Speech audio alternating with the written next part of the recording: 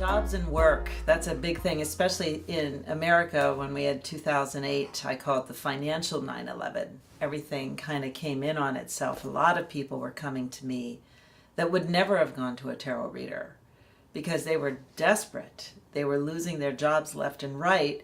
But here's the thing, they didn't want them back. They were getting thrown out of the machine and didn't want to go back in. And so I realized then I had to switch my practice from just doing readings maybe once or twice a year for someone to mentoring them and kind of really holding close to what is it? What could you do for work? How can we find a life-sustaining income? But it's not something you're going to love 100% of the time, but it's got to be something you love 80% of the time because so much of your life goes into that.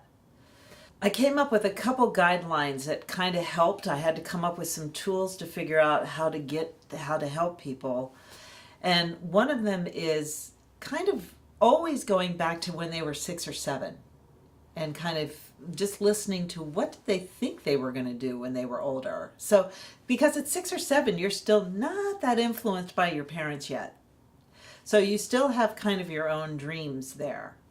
So there's always gold to be found in that.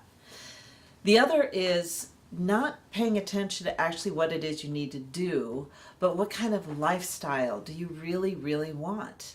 I mean, if you don't want to work 12 months a year, but work like crazy like me, I just want to work really hard for 11 months and then just have a month off. That's my rhythm.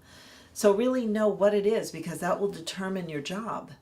If you don't want to work summers, then maybe you would be looking at teaching somehow. So look at lifestyle, but not only just what would be wonderful, it would be, what's a fit for you? Are you not a morning person? Then maybe if you did get a job that was second or third shift is going to work for you. I do tell people that you really do need to know that for some of us, work is our destiny. What we do for our work is one of the reasons we've incarnated.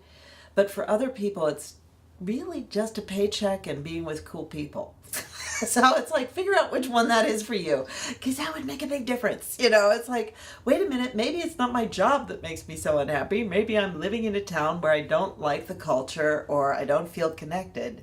So you kind of need to know which one's really tugging at you, because that's the one that needs your focus and energy. There's a couple things with work that I suggest. One is that you come up with your ideal business plan, like 5 years from now.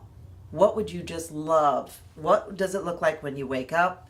What work do you have ahead of you that day? What kind of money are you making? Who are you working for? And the main point is, who do you serve? What people or population or animals or earth or corporation, who are you serving?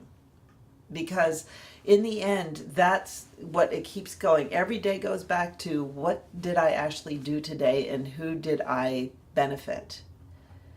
So know who you would love to benefit. Who deserves you?